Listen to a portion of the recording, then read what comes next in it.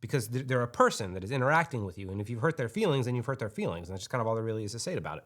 Whether or not you think you've done anything wrong, that's different. So this is where it gets kind of crazy, right? Is because, yes, if you ever get mad at me and you tell me that I have hurt your feelings and you tell me whatever, I could go the kind of like narcissistic sociopathic route and be like, oh, that's just you. Those are your triggers. Well, what does that have to do with me? However, that doesn't really make a whole lot of sense, and it's not going to give you very good relationships, and probably people aren't going to like you very well. What up, everybody? Welcome back to Operation Moksha. As always, I'm your host, Chris Roscoe, and today we're going to be talking about projections, a widely misunderstood concept that you've probably heard if you've ever gotten into an argument with a spiritual person. This is what they do to not take any responsibility for their behavior whatsoever, and it's largely the fault of this book called The Four Agreements by Don Miguel What's-His-Face. And what it says in this book is never take anything personally, because whatever anybody's saying has more to do with them than it does about you, which is true from a psychological perspective and a neurological perspective. You don't actually perceive your reality. You project everything. So what is a projection exactly? Think of this like a projector. You go to a movie and you see that big screen up there and there's nothing fucking on it. It's a blank slate, blank screen. Until the guy or girl, whoever in the booth thing, decides to project a movie onto it. And you can project any movie onto it. It doesn't really matter. It's a blank slate that anything could be projected on.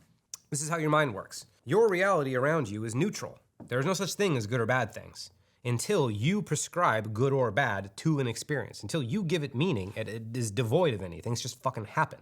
And so a projection is you taking your internal world, your value judgments of what is good and what is bad, which are not consistent across the board. What you think is good is different than what I think is good, and what you think is bad is different than what I think is bad.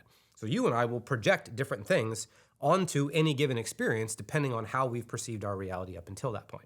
And this goes even deeper than that, because on a neurological level, you don't actually perceive anything. Your reality is a large hallucination that your mind creates based on internal feedback loops from what you think you've seen up until this point. So you don't even perceive your reality. You hallucinate your reality based on what you think you're seeing. So therefore, your projections kind of have this almost inherent untrustworthiness to them. And you really should be kind of taking a somewhat skeptical approach to your view. Now, you don't want to take this to the point of schizophrenia and act like nothing's real and create really bizarre frames for yourself to live in. But you do want to know that, okay, at least to a large degree, to some degree, I'm misperceiving my reality. My perception is based on what I think I've seen. So if I see another person out there and I see them as bad, I should probably question that. Do I actually think they're bad? Or if I see another thing out there and I think it's good, let me question that. Let me see if it's actually good. Or have I just prescribed good to it because of my past experiences? So when you are projecting your reality, you don't really know what you're seeing. You don't really know what's good and what's bad. You just know what you've projected onto your experiences. So it's important to not take what people say all too personally, because you know that, like this book says, they really are projecting onto you stuff that is entirely based on them and their experience, and very little of it has to do with you. Now, does that mean that what they're saying has no validity? No, it's fucking ridiculous. However, what you can do is when someone says, you hurt my feelings, if you said that to me, I'd be like, okay, tell me, what did I do? What did I do, and how do you feel as a result of it? Let's talk about this. And if, I said something that I didn't think was offensive, but you took offense to it, I'd be like, okay, well, let's talk about this. Where is this offense coming from? Blah, blah, blah, blah, blah, do. And if it came down to it where once I figured out what specifically happened with you, I was able to make a value judgment and say, yeah, okay, that was kind of hurtful. I probably shouldn't have done that. I'm sorry. Thank you for helping me understand this. I'll grow from this and learn. However, if through our questioning we come to find out that all I did was touch on an insecurity that doesn't really have anything to do with me, then you would be the one to apologize, because we would be taking a look at what you've projected onto me, checking its validity, and seeing whether or not which one of us needs to acknowledge fault, if either of us, and how we need to proceed going forward. Because the thing is, there will be people that get offended for good reasons. Like if you call me a stupid dickhead, then I probably won't get offended, but if I were to, it would be pretty valid, because you called me a name. It kind of makes sense. However, people get offended by some really strange things. And people get mad at me when I tell them that depression is something that you can overcome. And they get mad at me and tell me that's a dangerous attitude, even though me and a bunch of other people have fucking done it. So it's how dangerous is that really? But they find a way to get mad about it. And so that's something I don't really take all that, it doesn't really matter to me. I don't take responsibility for that, because I'm saying a good thing and you've heard a good thing and you've perceived it as a bad thing. That's not my fault. It's not my problem. I'm not going to worry about that. However, if I'm genuinely insensitive and say something about a group of people or an individual person that's based in ignorance, something that I didn't really understand, then it might be on me to acknowledge like, oh shit, maybe I shouldn't have said that, or at least I understand why that hurts you. And so, like we can figure out how to go from there. So projections are things that should be checked because you're constantly projecting every moment of every day. That's how you perceive your reality. The question isn't, am I projecting? The question is my projection my unconscious trauma, or am I projecting something accurate? And there's an interesting way to kind of tell the difference, right? Because unintegrated parts of your personality are going to be projecting from an unintegrated perspective.